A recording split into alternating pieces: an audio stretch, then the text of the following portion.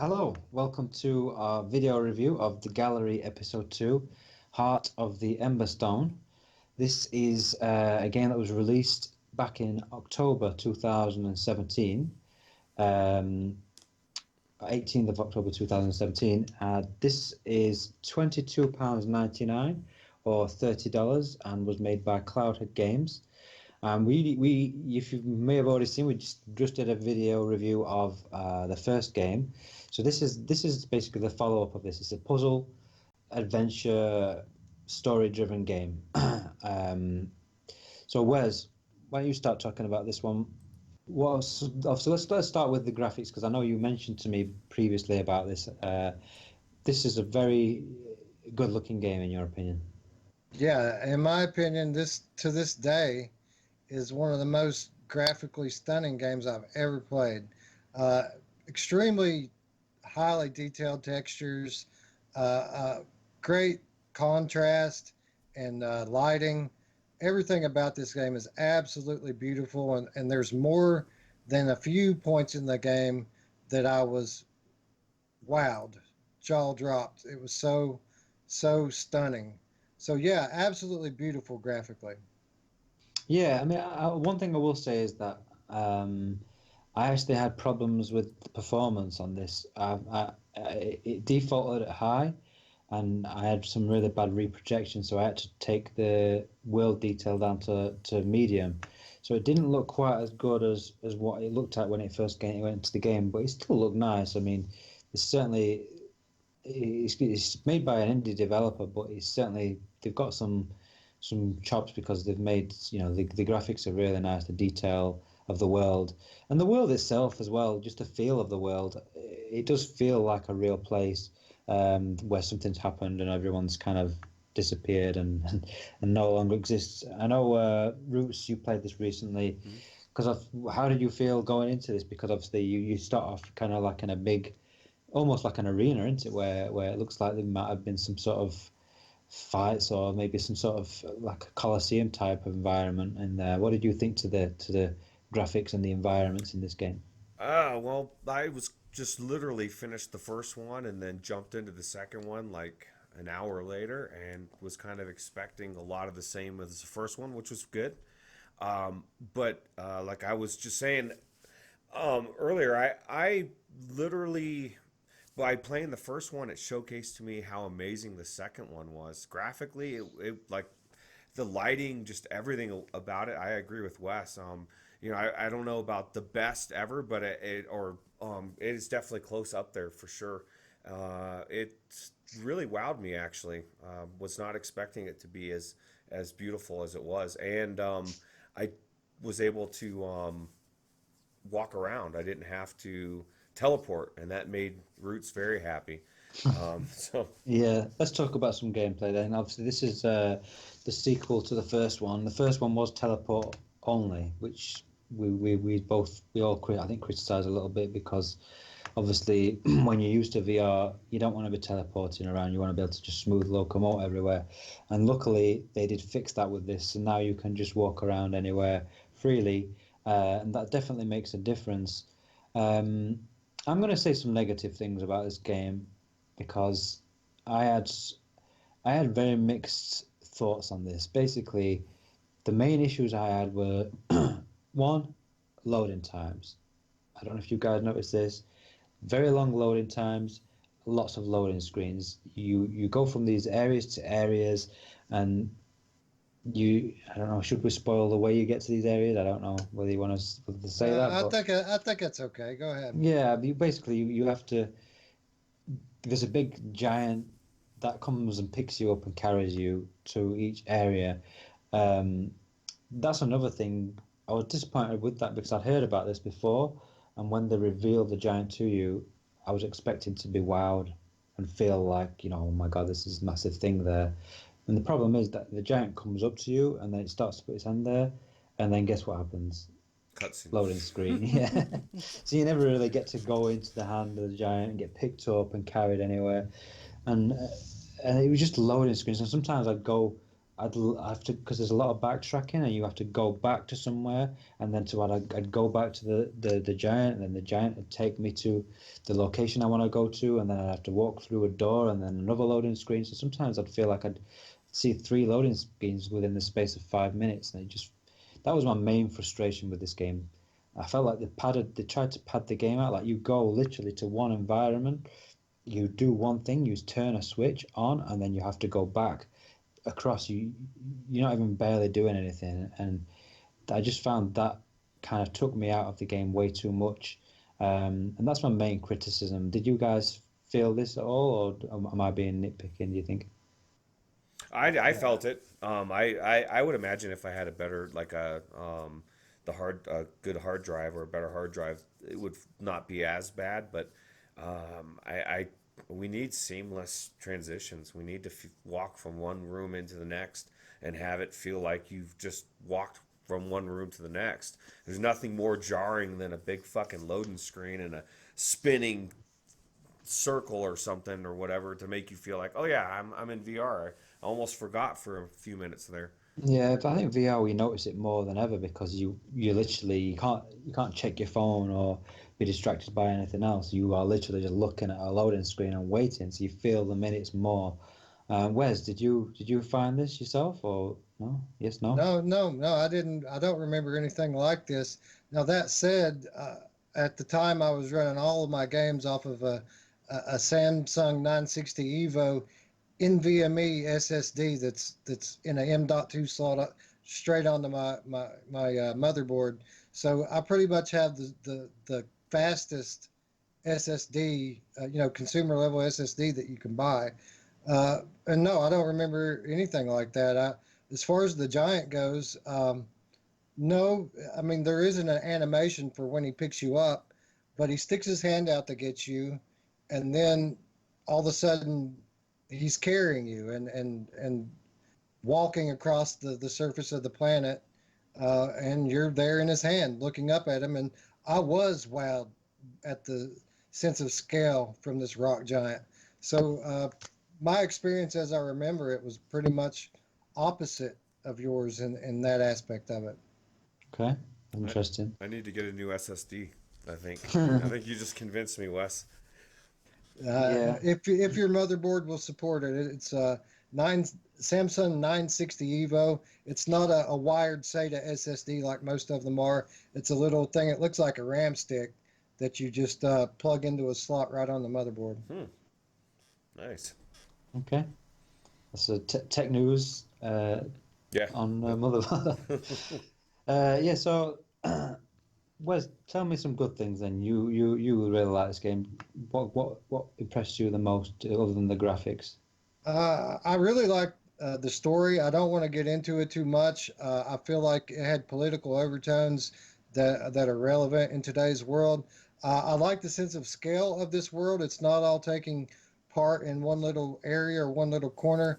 I like the fact that to solve the puzzles in this game, you sometimes have to travel to the other side of the world and grab an item or find an item and bring it back. I like the fact that there's a lot to read. There's little bits of the story hidden all over the world, and it makes it easier to solve what has happened here because it's very much post-apocalyptic.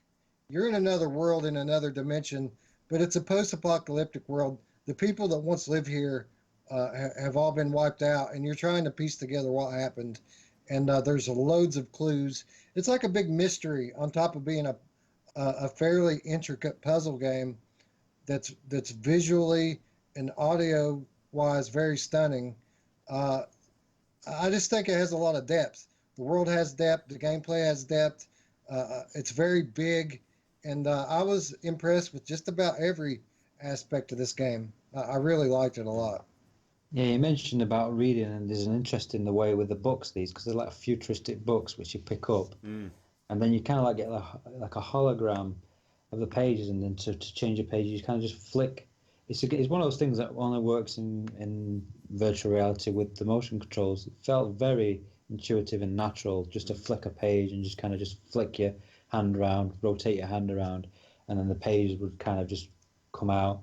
Oh yeah, that's right. Yeah, you have to pull the thing out, don't you? So you pull, you've got like a Right. plaque, and then you pull the crystal out, and when you pull the crystal out, it explodes out into like a little book. Very cool way they did that. Yeah, and like you said, the way they tell the story is like flashbacks. So you see, like you can see on the screen right now, like holograms almost of something that happened in the past.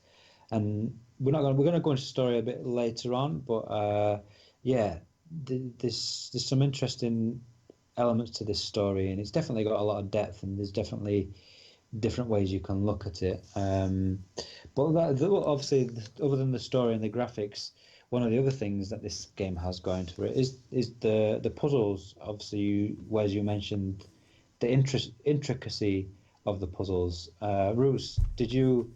I know you're Mr. Fatigued Puzzle Man. Did you? How did you find these puzzles? Because they're very handsy. They're very. You have got to use your hands with these, and it's all about fine movement of the motion controls.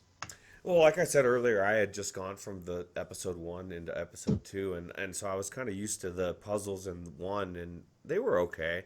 But the puzzles in this, as I was doing them, every single one, I thought, wow, this is really cool. Like you get there, you put your hand out, and you've got that little half thing that you've got half of, and your sister's got half of, or whatever, and it goes up, and it starts floating, and then, or I guess, and then so you move it around, and I thought the puzzles were really cool and really intuitive. This thing right here with that big ball though, I don't know. I got to a point where I didn't know what the hell I was doing. It got very.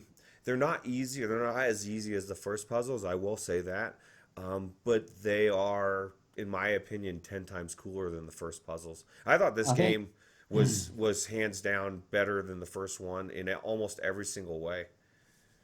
I think the main problem with the puzzles, which you're mentioning, Roots, is it doesn't really because you do have to go like Wes mentioned backwards and forwards between locations. So you might have to go back to a previous location to Mm. then bring something back to solve a puzzle in the current location.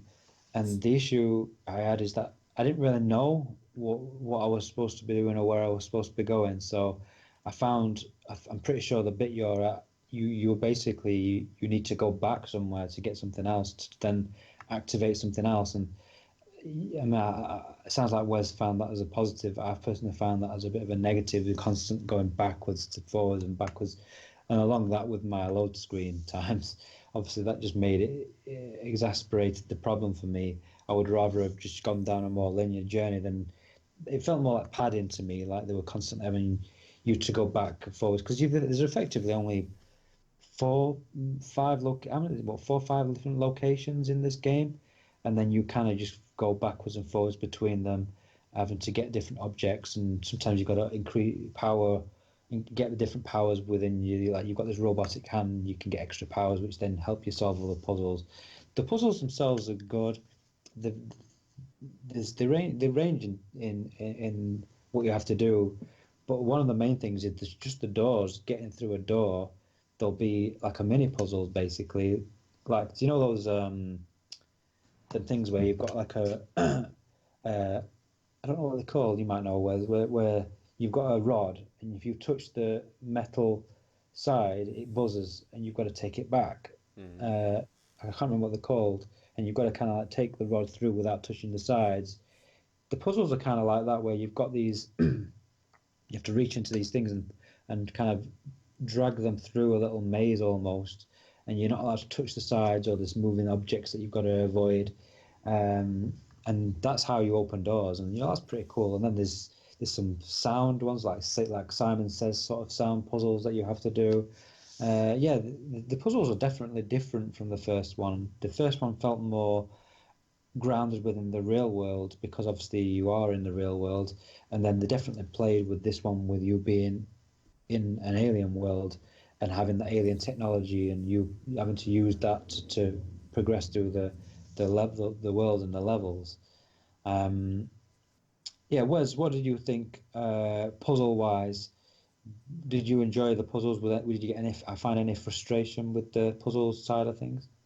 Yeah, I was frustrated a few times, but it was all very fair. I didn't, aside from one time in the game, I didn't feel like anything was being done that was unfair. They were difficult. They were head and shoulders above the first episode in terms of difficulty. Uh, you really had to find the clues to figure this stuff out. Well, like I was saying before, you have to go back to certain areas to unlock things, to access new parts of the puzzle. The clues are there, but you have to be really perceptive to pick up on it. Uh, and I would call this a moderate to difficult level puzzle game. Definitely not easy, definitely frustrating in more than one instance, but I didn't feel that it was particularly unfair. Yeah, I think it was probably more my frustration, just not knowing how to do the puzzles, but more I didn't really know where to go. I mean, I don't know. It was just sometimes like with the problem that Roots was having, where he's at now. I think where he's at, he's probably just walking around not knowing what to do, Yeah. rather than being stuck on a puzzle. It's more I don't know what the fuck I'm doing basically, and I think that's I had that happen a few times where I was walking around trying to prod and press everything just to try and figure out what I was supposed to be doing, and the reality is what I needed to go back somewhere else to do something else somewhere else, and I didn't feel like the game maybe could have told you more what you needed to do maybe to stop that frustration. But yeah, but yeah, let's just give an overall summary of this game, and then we're going to go a bit a spoiler talk at the end as well. So we'll start with Wes. I think I'm pretty sure I know the answer to this one, but would you recommend this game? It's 100%. If you are into puzzlers, if you're not very good at solving puzzles, you're not going to be very good at this game. I still would recommend it on a sale, even if you're not good at puzzles, just as a visual showpiece. If you want to show somebody how good something can look in VR, this is a good one to put them in. But you're going to find a lot of frustrations in this game if you're not very good with puzzlers. But yes, 100%. Even if you're paying the full price for it, I think it's worth it. That said, I fully recommend that you wait, get the bundle, get it bundled with the first episode, get them both together. You can generally get them on sale for $20 or $25 together, and that's what I would recommend that you do.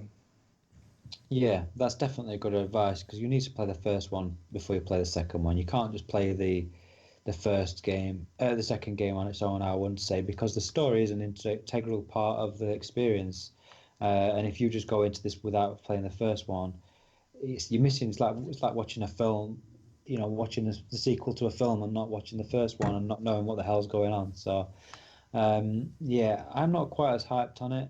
I personally found myself getting frustrated a little bit too often. The load screens bugged me, the backtracking bugged me, just the general frustration of not knowing where to go bugged me. So, Roos, what are your final thoughts on this? I liked it. I liked it a lot. I definitely wouldn't pay full price for it. I wouldn't recommend anybody else do. I mean, again, I go back to, what could you get for $30? I mean, Trover comes out on the 4th for $30. There's a lot of new games that you can get for that amount. It's just it's too much for me. But that being said, it's definitely I would recommend playing it. I think my problems are twofold. I really enjoyed and thought that was cool as I was checking out the things that I picked up, and then I would read a little bit, and then I would throw it down. And I just need to pay attention to what's going on and look at the clues. And now that I know that I need to go back to places, that is like a light bulb in the fucking mind. Oh my God, because I spent like 20 minutes in that one room trying to rotate everything and moving the statue up and down and taking the hieroglyphics and twisting them and just everything I could think to do and it was Yeah, not working. I did the exact same as you. I know exactly where you are, and I did exactly the same thing. I was picking up every little thing and trying to, because for some reason when I'm in it, I'm used to just going into a room and then there being a puzzle that you need to solve in that room, and everything's there that you need. And this game doesn't do that. You do have to backtrack and back, and it doesn't really tell you that. There's no real indication. I think when you go back to the giant area where Map. you can teleport, yeah, the map. I think then it might sometimes give you an indication where you need to go, but until you actually go back there, you're basically just walking around not knowing where to go, and that's my main frustration with this game. But yeah, I would recommend it definitely as part of the bundle with the second one. I personally am going to go against Wes and say that I prefer the first one, mainly because of the frustrations I had with not knowing where to go. I hate that. I hate that. I don't mind being stuck in a puzzle because I'm trying to figure out how to do a puzzle. I hate not knowing just where to go. Just aimlessly walking around, not having even the slightest clue of what I'm supposed to be doing or where I'm going. That's the main thing that I hate in puzzle games, and that this game did it to me on a few occasions, and that puts me off really. I just feel like it's a little bit of poor, in my opinion, a little bit of poor game design. If they're gonna have it where you have to backtrack, at least make sure you know that you've got to backtrack Hmm. rather than just having you stuck in a room not knowing where to go. But that's my final thoughts on that. So as with the last episode, we're gonna go into spoilers, maybe 5-10 minutes max. So if you haven't played this game, then we recommend pausing it, muting it, leaving the video now. If you have and you don't mind listening to the spoilers, obviously stick around and we will talk about them. Okay, you have been warned. We are going to go to spoilers. So, Wes, story. Talk to me about the story. Obviously, you've got the you're going after. We've already talked about the first one. You're going after your sister, and you end up in this completely different world. And basically, you see these flashbacks between this. I presume she's a queen with is it a son, and yeah. What was your interpretation of what was happening in this game? Again, it's been a while since I've played this game, and it's a very complex, layered story. But as I remember it, you've been drawn into this other dimension by this guy who's a very creepy looking guy who has uh, very interested in the power that you have in the stone that's built into your hand. I think that they call it a grasp, or they use it to make a device called the grasp. But basically, he's telling you that he needs you to retrieve some things and help him if you ever want to see your sister again.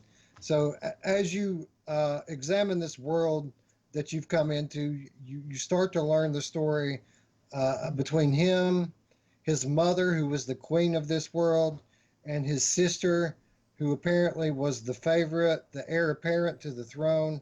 And it's a political struggle between siblings that went bad, as you can tell, because basically the population of this planet has been wiped out.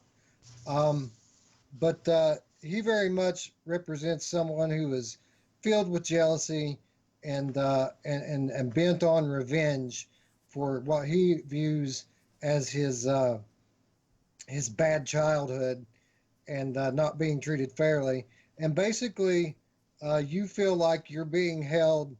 Uh, you have to help him in order if you ever want to see your sister again. So all of the instruction that you're taking through this game, you're taking from this guy who's very has a very evil seeming personality. He seems like he's up to no good, but you have no choice but to help him. But at the same time, you're trying to pick up pieces of the story so that if you ever do have the opportunity to turn on him and do something, do the right thing, you'll know it when you see it.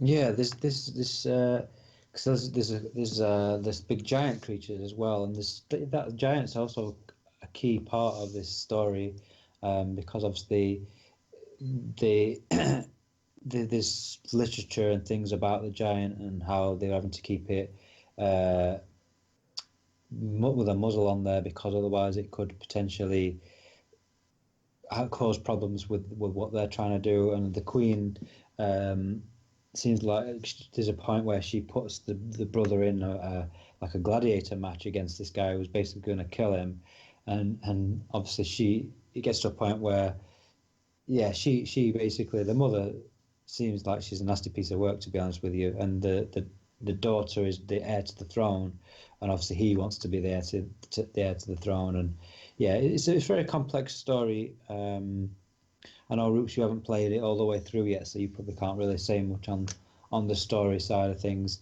Let's talk about some of the puzzles. Obviously, I think some of the you've mentioned this before, was actually you like what light puzzles.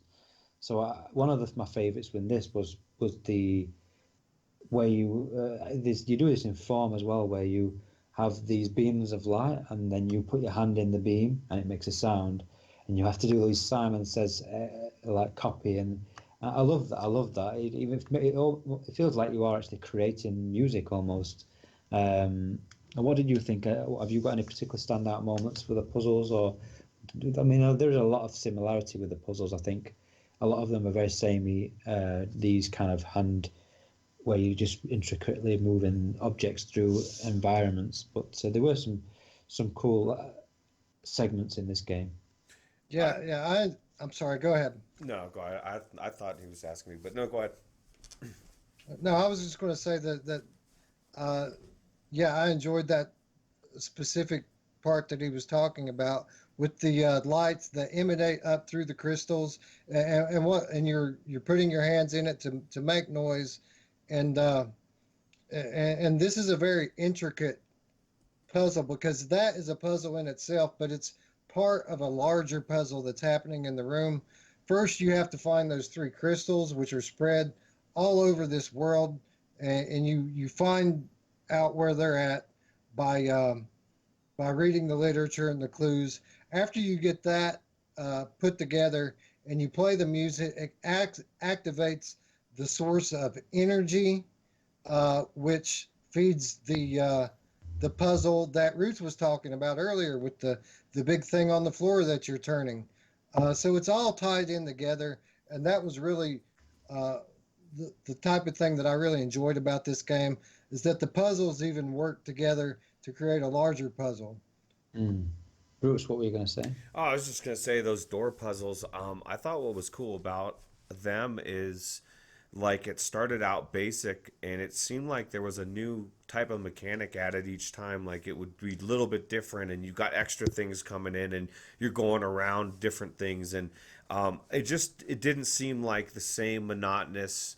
Okay, I got to do another move through the puzzle. Each one of them thought me, oh, this is really cool. I think they did the puzzles very well, and now that I know that there's pieces missing, I think it could actually would be something that I was so frustrated in that one room. I thought, screw this, but now I want to go back and check it out again. If anything, just to experience that sound. I didn't get to that sound puzzle, and I do like those type of things for sure. Yeah, it's definitely worth keep playing through. It's definitely the puzzles progress in difficulty, and it's got these guys know how to make a good puzzle game. They are unlike most. Sometimes you do get puzzle games where they all feel the same, whereas they do mix things up quite well. And there's some. I liked the way that you open the crypt, like the crypt area at the back, and you end up going Yeah, through the crypt, and you have to go. Yeah, that is like a different atmosphere. There's definitely, like I said earlier, there isn't really many environments, but the environments that they've done are very well done, and they all feel different. And I think that's one thing that they've done quite a good job with. yeah, I really enjoyed the crypt because you have all of these hundreds and hundreds of generations of the rulers, all of the royalty in the history of this planet are buried down in these crypts, and some of them are in better shape than others. But in quite a lot of them, they have these information crystals that you can go and pick up and get some basic information about who this person was, what kind of a king or queen they were, and going through those crypts and pulling those stones, you can really get a lot of information about the history of this civilization. And it was something that I really enjoyed about this game is how detailed this world and this story was. Yeah, it's one of those things that you can talk about for a while, but we've been running for a bit of like 30 minutes now, so we'll wrap this up. Um, yeah, as we mentioned in the previous video, we are trying to start a bit of a community, so check the description for the Discord link. Join the community, and we're going to start to try and obviously get your community involved in what we're doing in hopefully in the future. Yeah, obviously, if you like this sort of format, let us know. Hit the like button, hit the subscribe button, and we will be doing more in the future. Anyone else got anything to say before we go? I just want to tell everybody that I really appreciate them helping spread the word about our channel and watching all the videos. You guys are the best, and I really appreciate it. So thanks a lot for watching. Yeah, absolutely. Awesome. Agreed. Okay. Later. All right. Bye. Goodbye.